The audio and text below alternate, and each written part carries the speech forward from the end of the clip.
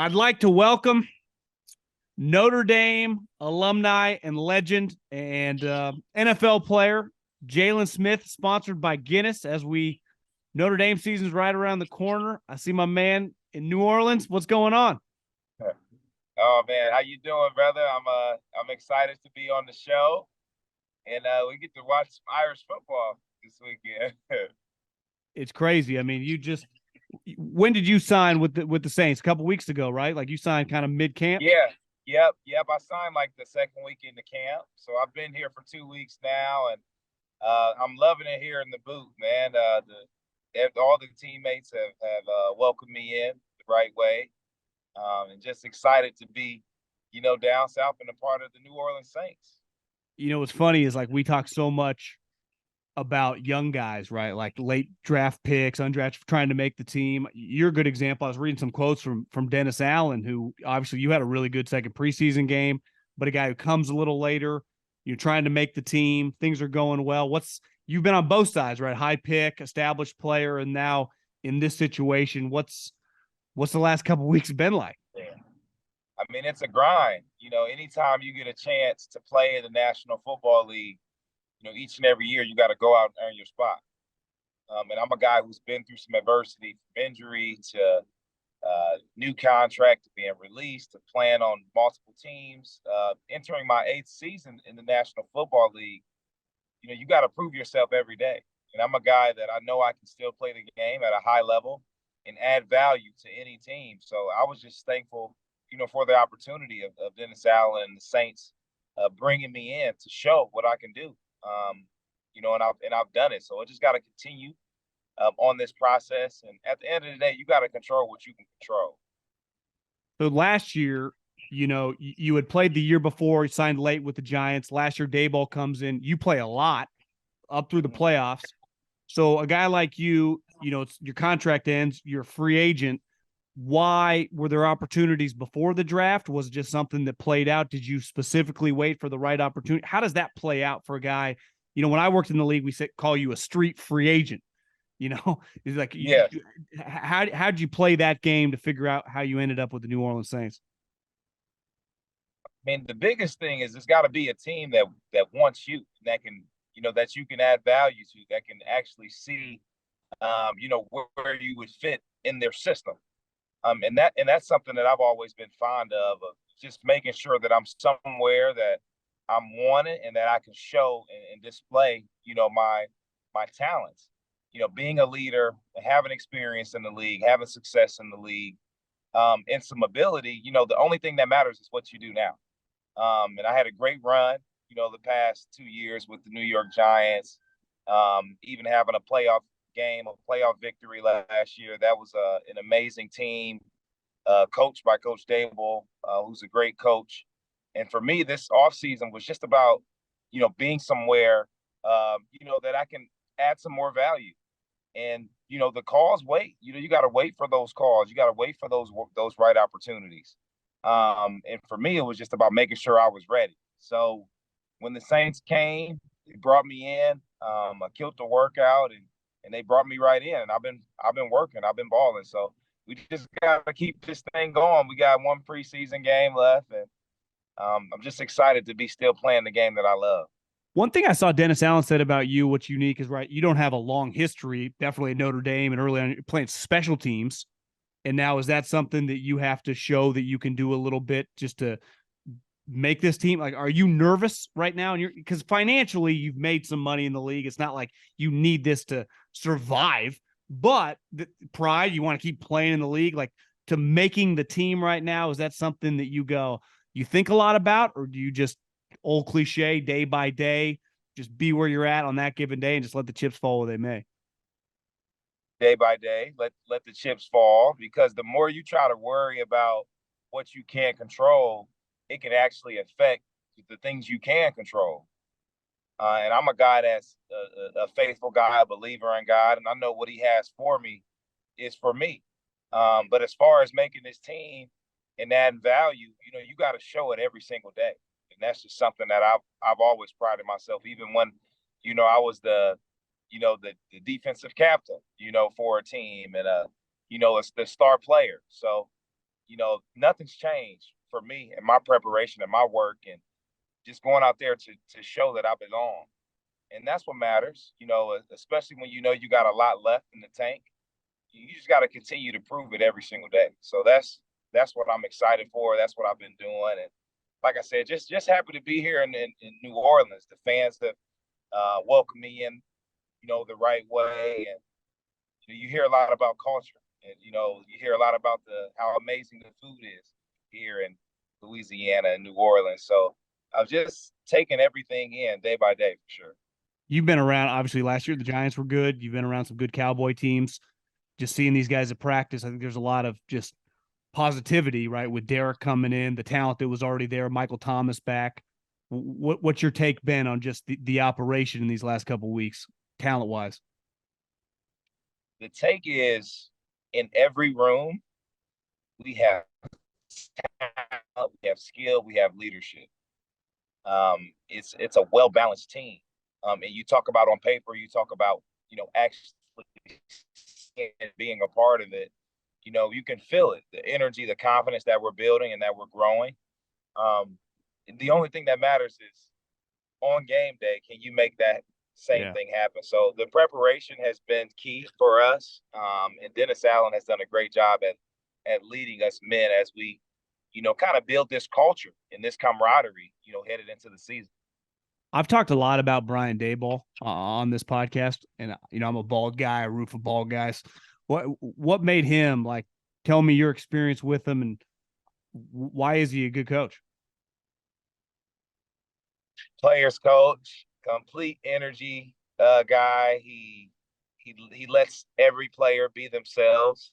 You don't have to walk around the building trying to fit this image. And I think the more confidence that players have, the more comfortable that the players and staff, kind of possess, the better than we could play.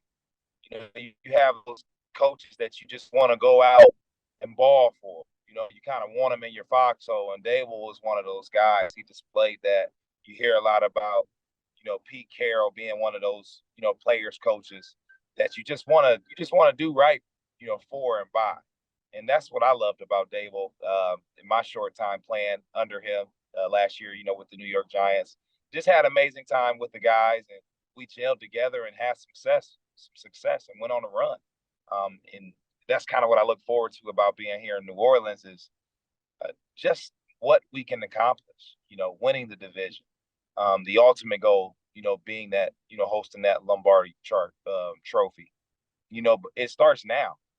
And that's why I was, very blessed to be able to join this team because, for me, I'm going to do whatever it takes to win. And that's what I told, Coach Allen is, whatever he needs from me and whatever role he knows that I can play and I can produce.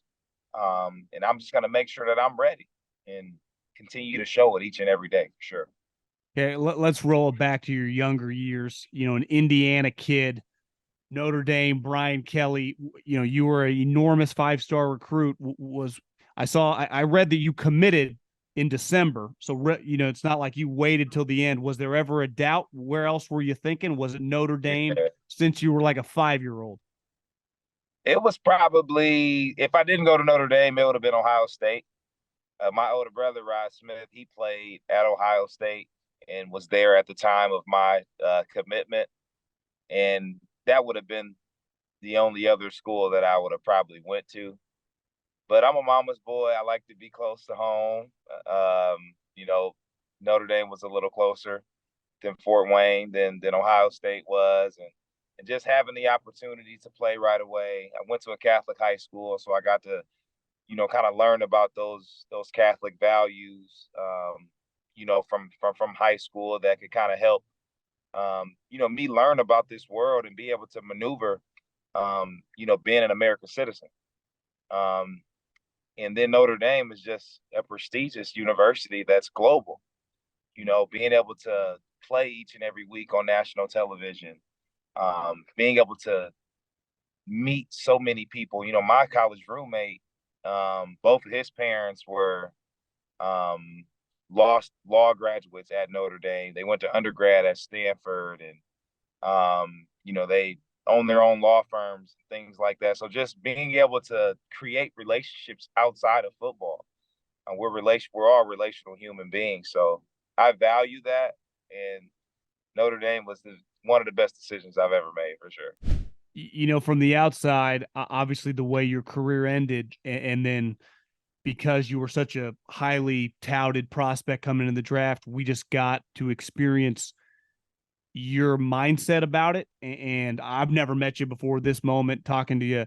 I always had a lot of admiration and respect, and just I was like, I hope I would do the same if I had so much adversity in, especially at a young point in time. I think you were a huge inspiration for a lot of people, the way you mentally handled it.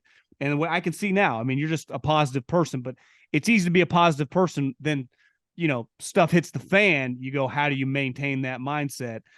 That injury is something we all saw. I mean, how did you keep such a positive mindset through it all? It's obviously worked out pretty well in your Right. career, but at the time, that could not have been easy. Yeah.